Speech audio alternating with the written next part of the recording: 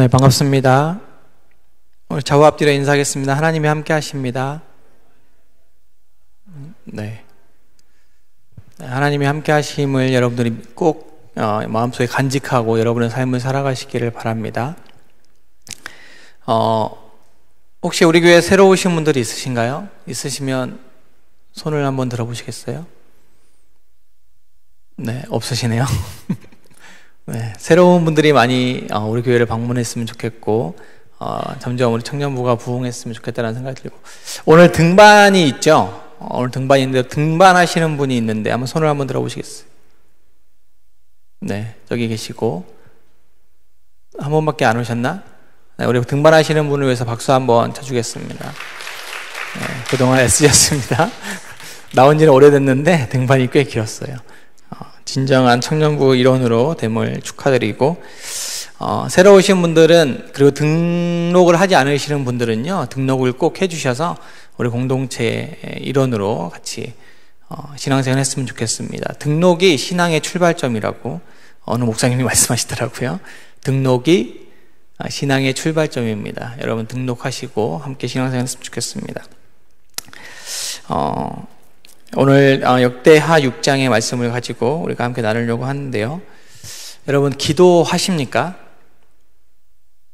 갑자기 뜨끔하죠? 여러분 기도하세요? 제가 여기서 말하는 기도는 식사 기도가 아닙니다.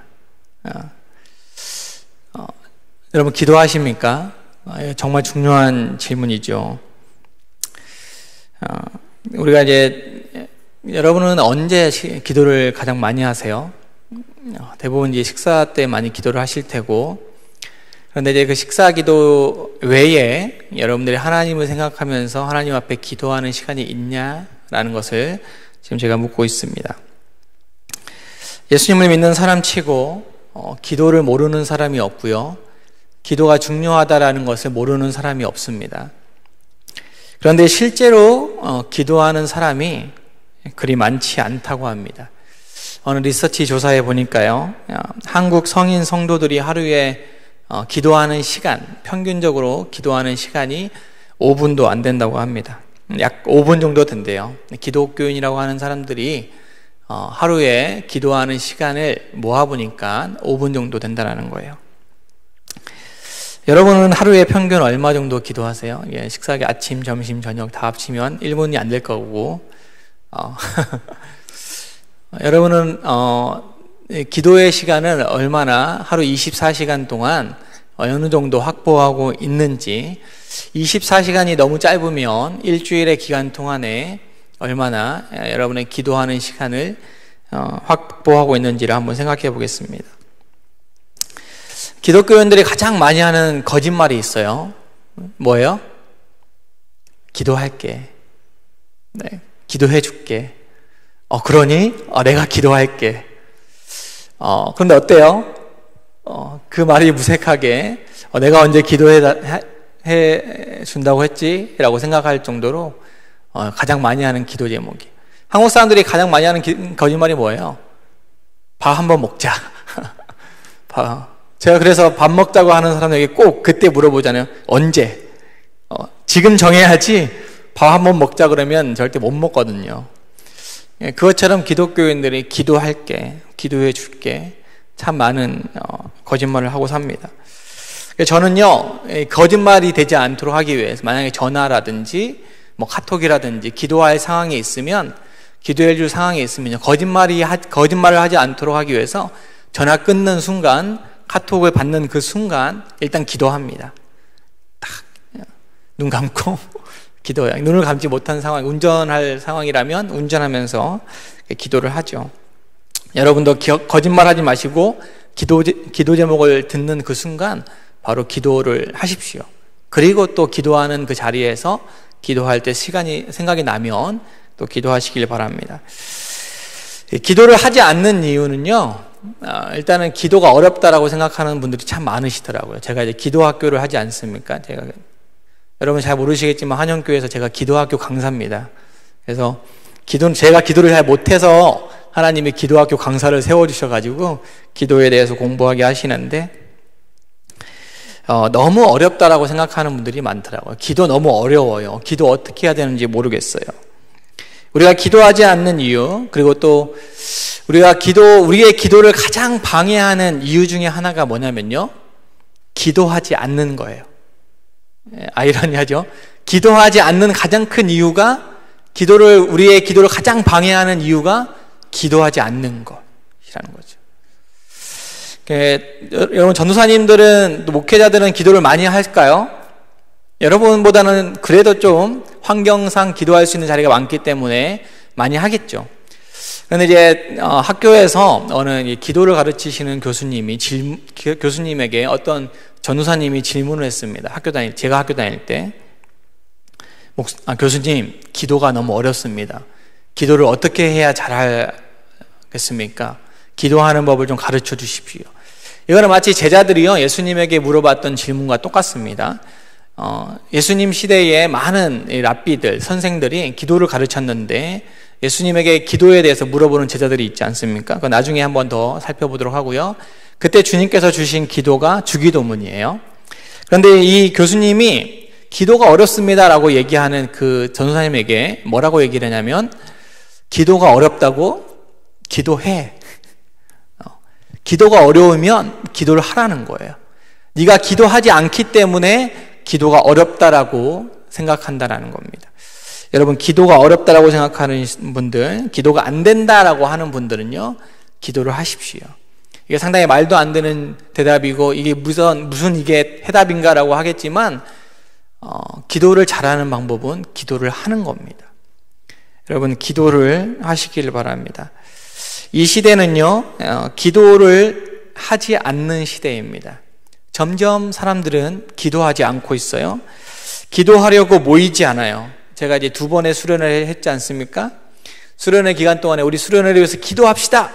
라고 했더니, 많은 분들이 나와서 수련회를 위해서 많이 기도했는데, 모이지 않아요. 기도에 관심이 없습니다. 너나 기도해라. 뭐 이런 표정이에요, 다들. 기도하려고 시간을 내지 않고요. 기도하려고 무릎을 꿇지 않고요. 기도하려고 입을 열지도 않는 시대가 바로 저와 여러분들이라는 거예요. 기도하는 거 귀찮아요. 요즘에는 뭐든 다 편하게 할 수 있는 시대잖아요. 기도는 일단은 눈을 감아야 되고, 내 입으로 뭔가 이야기를 해야 되고, 뭔가 대화를 하려고 하는 입 아파 죽겠는데, 이거 기도해야 된다는 게 너무나 싫습니다. 그런데 한편에 우리의 신앙생활에 있어서 정말 중요한 게 기도다라는 것을 다 알고 있다라는 거예요. 여러분, 요즘에 많이 듣는 이야기가 뭐예요? 내 신앙이 바닥이다라는 거예요. 내 신앙생활이 왜 이렇게 개판이 됐는지 모르겠다고 얘기를 해요, 다. 기도 안 해서 그래요. 여러분, 말씀 가운데 있지 않아서 그래요. 답은 정해져 있습니다. 그런데 내가 거기에서, 그 바닥에서 헤어나오지 않으려고 하니까 기도가 안 되고 기도가 어렵다라고 얘기하는 거예요. 기도에 대한 신뢰가 없기 때문에 또 기도하지 않는다고 말합니다. 여러분, 기도하면 응답이 됩니까? 우리 찬양했는데 기도하면 응답이 돼요? 많은 사람들이 기도에 대한 신뢰가 없습니다. 기도했는데, 내가 지금까지 기도했는데 또 기도해요? 또 기도해요? 저는 한 가지 기도 제목을 가지고 10년을 기도한 적이 있어요. 응답됐습니다. 근데 우리 생각에는 빨리 응답이 됐으면 좋겠는데, 하나님의 때, 요즘에 어떤 청년이 때를 대해서 많이 얘기하더라고요. 그 하나님의 때와 내 때가 맞지 않기 때문에 응답이 안 된다라고 생각하는데, 여러분, 기도에 대한 신뢰감을 가지시길 바래요. 내가 기도하면 반드시 하나님이 응답하신다라는 확신을 가지시길 바랍니다. 이 시대에 사탄의 전략이 있는데, 이 사탄의 전략은요, 기도의 자리를 갖지 못하게 하는 겁니다. 내가 기도의 자리에 앉으려고 하면 다른 일이 일어나죠. 기도의 자리를 사모하는 그 마음 자체를 빼앗아 갑니다. 이 시대에 악하고 음란하고 자기 자신을 사랑하는 자리에는 가장 먼저 앞서가는데, 막상 기도하려고 하는 자리에는 내가 그렇게 가고 싶지 않다라는 거예요. 사탄은 끊임없이 우리로 하여금 기도하지 못하게 하고요, 함께 모여서 기도하지 못하게 하고 기도를 지속적으로 하지 못하게 합니다. 계속적으로 내 안에 불평과 불만을 만들어내서 기도했지 않냐? 기도해봤지 않느냐?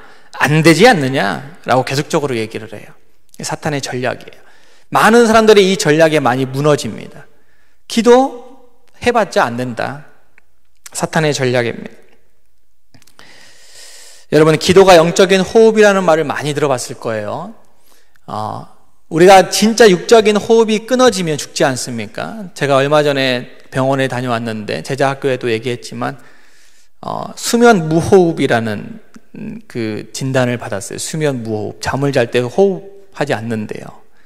저는 수면 무호흡이 그냥 대충 뭐 그러면 되겠지라고 생각을 했는데 조사를 해보니까 참 위험한, 젊을 때는 괜찮지만 나이가 들면 많은 병으로 이제 이어지는 그런 병이라고 합니다.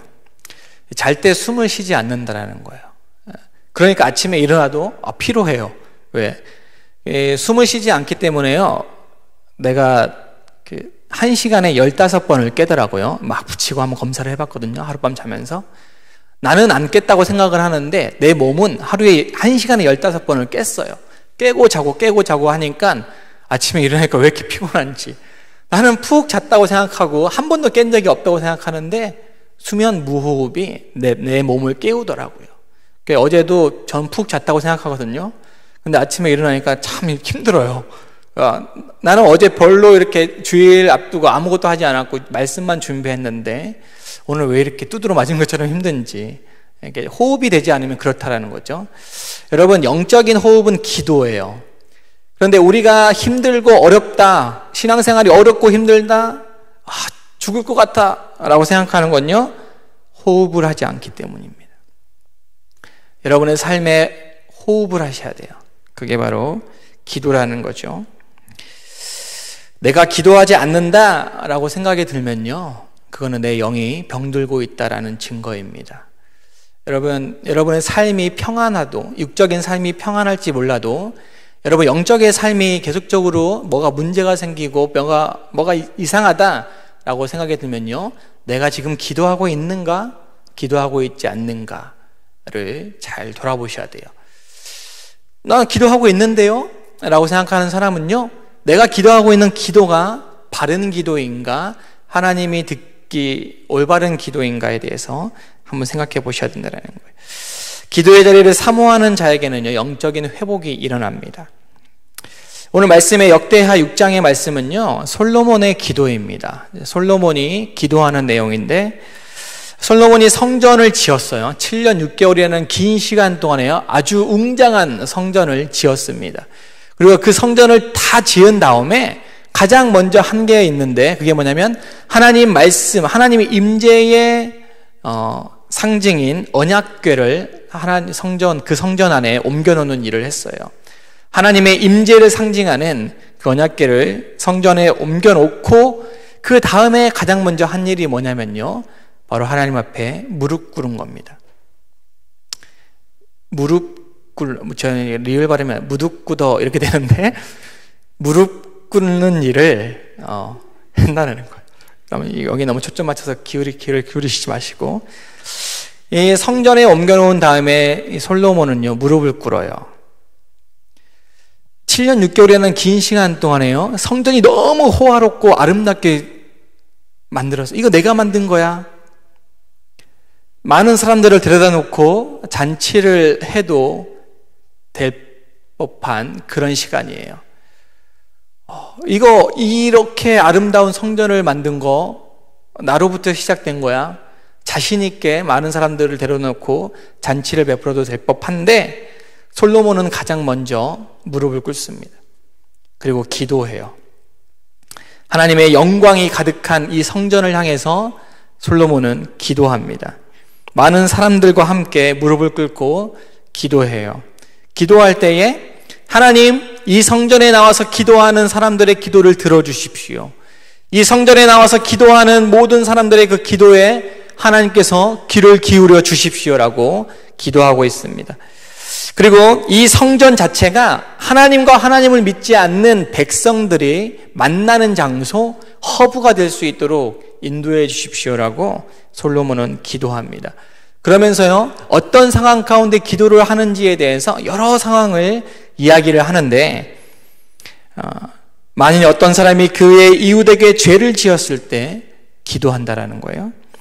여러분, 죄를 지었을 때 내가 죄를 지었다라고 생각이 들면 그때 기도해야 된다라는 거예요. 그리고 주님의 백성 이스라엘이 주님께 죄를 지어 적에게 패배했고 그것을 뉘우쳤을 때, 여러분, 사탄에게 넘어져서 죄를 지었죠. 내가 하나님을 믿는데 나는 왜 날마다 죄를 짓는가? 그 죄의 자리에 이미 가버렸을 때, 나는 죄인이라고 생각했을 그 당시에 우리는 뭘 해야 되느냐? 기도의 자리로 나와야 된다는 겁니다. 하나님이 죄로 말미암아 하늘의 문을 닫으셔서 비가 내리지 않고 가뭄이 일어났을 때, 기근이 들거나 오늘 말씀처럼 역병이 들거나 전염병이 들거나 곡식이 시들거나 메뚜기 떼가 와서 곡식을 다 갉아먹고 흉년이 들거나, 또는 적들이 이 땅을 치러 와서 문 앞에서 우리를 위협하고 있을 그때 무엇을 해야 되느냐? 기도해야 된다라고 솔로몬은 이야기하고 있습니다. 솔로몬만큼 지혜로운 자가 없어요. 그의 지혜로 많은 일들을 해결할 수 있습니다. 그런데 그 지혜의 근원이 어디서 나오느냐? 하나님을 경외함으로, 하나님 앞에 기도함으로 인해 자신의 그런 모든 지혜가 흘러나온다라고 지금 솔로몬은 이야기하고 있습니다. 자신의 능력과 자신의 지혜를 과시하면서 많은 사람들에게 자랑할 법한 그도 하나님 앞에서 그 모든 것들을 주관하시는 그 하나님 앞에서 무릎을 ቁ고 기도하였다라는 겁니다. 그런데 이제 오늘 제가 특별히 그 많은 기도 중에서 28절, 29절의 말씀을 제가 선택한 이유가 있는데요. 여러분, 이 땅에 기근과 전염병이나 곡식이 시들거나 깐부기가 나거나 메뚜기나 황충이 나거나 적국이 나서 성읍들이 에워싸거나, 즉 이 나라에 재앙이 오거나 질병이 있거나 우리를 위협하는 고통이 따를 때, 그럴 때에 어떻게 해야 되느냐? 여러분, 지금 이 시대를 살아가고 있는 여러분, 우리나라에서 벌어지고 있는 수많은 일들 가운데 이 일들이 여러분과 무슨 상관이 있습니까? 지금 북한이 저렇게 위협을 하고 있고요. 여러 중학생들의 그런 폭행이나 그런 아주 안타까운 이런 많은 기사들이 지금 난무하고 있는 이 시대 가운데, 여러분, 그런 기사들을 보며 그런 상황들을 바라보면서 여러분은 그런 상황들과 여러분과 어떤 관계를 생각하고 있습니까? 여러분과 상관이 있습니까? 없습니까? 많은 사람들이 나와는 별로 상관이 없다라고 생각하는 사람들이 많아요. 그리고 그냥 다른 사람 일 쳐다보듯이 그냥 때로는 정죄하고 때로는 내 입으로 심판을 하고 때로는 욕을 하고 그러고 있지 않습니까? 그런데 오늘 29절의 말씀에 보니까요, 한 사람이나 혹 주의 온 백성 이스라엘이 다 각각 자기의 마음에 재앙과 고통을 깨닫고 이 성전을 향하여 손을 펴고 무슨 기도나 무슨 간구를 하든지라고 말씀하고 있어요. 우리의 이런 위기 가운데, 이런 위협 가운데 한 사람이라도, 여러분 중에 한 사람이라도, 또 아니면 우리 공동체 전체가 이런 위기 속에서 이거는 위기다, 이거는 재앙이다, 이거는 고통이다 라고 깨닫는다면, 그래서 성전에 나와 하나님 앞에 그 위기와 재앙을 놓고 기도를 한다면 하나님이 그 기도에 응답하시겠다라는 겁니다. 그러면서 하는 말이 뭐냐면요, 하나님이 그들을 용서해 주신대요. 이게 무슨 말이에요?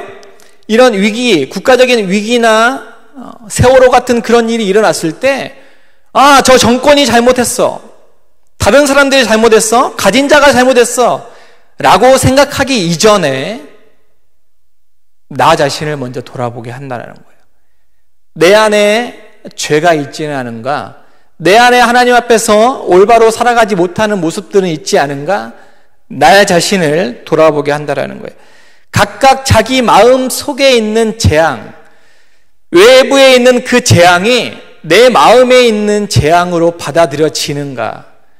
그럴 때에 하나님이 내 자신이 내 문제인 것처럼 긍휼한 마음으로 애통하는 마음으로 하나님 앞에 무릎을 꿇을 때 하나님이 그 기도를 들으시겠다라는 겁니다. 여러분, 이 모든 재앙이요, 물론 죄 때문에 생기는 것은 아닙니다. 인과응보적으로 이렇게 잘못된 것은 무조건 죄 때문이야 라고 생각할 수는 없어요. 하지만 많은 문제들이 우리의 죄 때문에 일어나고 있어요. 우리의 죄의 결과로 일어나고 있습니다. 모든 문제들이 다 죄 때문이 아니기 때문에 솔로몬은 앞에 뭐라고 붙이냐면 만일이라고 붙입니다. 만일 그런 일이 있을 때에 라고 얘기를 하고 있어요. 여러분, 그 많은 기사들과 많은 우리를 위협하고 우리의 마음을 혼란케 하는 그런 많은 이야기들 속에서, 많은 사건들 속에서 여러분들이 만일 그러한 사건을 바라보면서 내 안의 문제들이 떠오르게 된다면, 그리고 이 시대상의 많은 죄악들이 떠오르게 된다면 여러분, 하나님 앞에 기도의 자리로 나오시기를 바랍니다. 하나님은 어쩌면 그러한 사건들을 통해서 우리가 회개하기를 기다리고 계실지도 몰라요. 회개한 죄악을 깨닫고 회개하는 자리로 하나님이 나오시기를 하나님은 기대하고 있을지 모릅니다.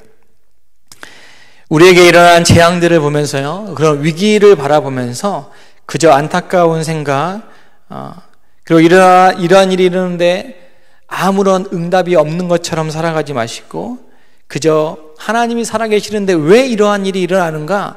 하나님을 원망하고 있지는 않은가? 솔로몬이 지금 이렇게 기도하라라고 하는 이유는요, 우리 자신을 살펴보는 것이 너무나 중요하기 때문이에요. 우리 자신이 하나님 앞에 회개할 것이 없는가? 우리 삶을 살펴보시기를 바랍니다. 여러 가지 위기 속에 있다라는 것 여러분이 좀 자각하셨으면 좋겠어요.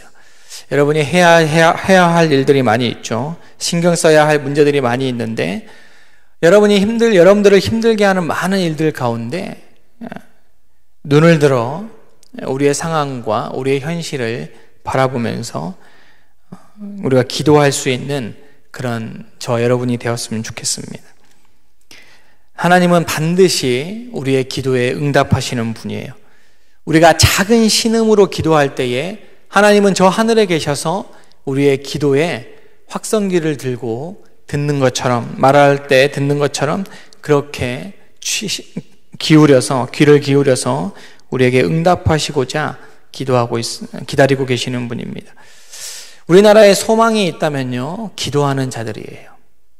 사드가 소망이 있는 게 아니라 여러 가지 정치적인 그런 지혜로운 말이 우리에게 희망이 되는 것이 아니라 우리나라에게 희망이 되는 것은요, 기도하는 자들이 있다라는 거예요. 종교개혁자 중에 아주 유명하신 분이 존 낙스라고 하는 스코틀랜드 종교개혁자가 있는데 그분이 이런 말을 했습니다. 기도하는 한 사람은 기도하지 않는 한 민족보다 강하다. 기도하지 않는 민족, 그 많은 민족보다요, 기도하는 한 사람이 더 강하다는 거예요. 왜요? 기도를 들으시는, 온 세계를 움직이시는 하나님이 우리 편이시기 때문이에요. 제가 지금 기도에 관련된 책을 하나 읽고 있는데 그 책의 표지에 이런 글귀가 있어요. 기도가 없는 인생은 삶의 일부가 없는 것이 아니라 전부가 없는 것이다. 우리의 삶에 기도가 없는 것은요, 그 기도하는 그 시간 자체가 없는 게 아니라, 그 일부의 시간이 없는 게 아니라 우리의 삶의 전부가 없다라는 것을 여러분 기억하시길 바랍니다. 여러분이 기도할 때 삽니다. 여러분의 영이요, 기도할 때 살아요. 여러분이 기도할 때 우리 공동체가 삽니다. 여러분이 기도할 때 우리 공동체에 부흥이 있어요. 우리 공동체 왜 이러냐? 라고 얘기하기 전에 여러분이 먼저 기도하시기를 바랍니다. 이 나라가 왜 그러냐? 라고 말하기 전에 여러분, 우리나라를 위해서 기도하시기를 바랍니다. 우리나라를 위해서 기도할 때에 이 나라가 살아요. 우리가 기도하지 않으면요, 이 나라는 망합니다. 나라를 위하여, 공동체를 위하여, 여러분 한 사람 한 사람 개개인을 위하여 기도하는 여러분 되시기를 바랍니다. 우리 그 진리라는 찬양 다시 한번 찬양하고 우리가 기도하기 원하는데요. 이 찬양을 지으신 분이 강명식이라고 하는 강명식 음악사 교수님이신데 유명하신 분이죠. 이 곡을 짓게 된 계기가 있는데 이분이 앞에서 이렇게 멋있게 날마다 하나님을 찬양하는 사람이었어요. 그런데 이분이 어느 날 몸이 아파서 병원에 입원하게 됩니다. 그냥 잠깐 입원하고 나오면 되는데 입원하는 기간이 길어져요. 앞에서 멋있게 찬양 인도하고 화려한 모습으로 있다가 하루, 일주일, 한 달, 1년 동안 병원에 있게 됩니다. 그의 몸이 완전히 망신창이가 됐어요. 그분이 고백하기에 나는 우울증에 걸렸다라고 얘기를 해요. 하나님을 그렇게 열심히 찬양하는데 우울증에 걸렸다라는 거예요. 그런데 어느 날 힘내시라고 어느 집사님이 테이프를 하나 줬는데 오카노 목사님 설교였는데요. 4가지 진리라는 그런 주제를 가진 설교였대요.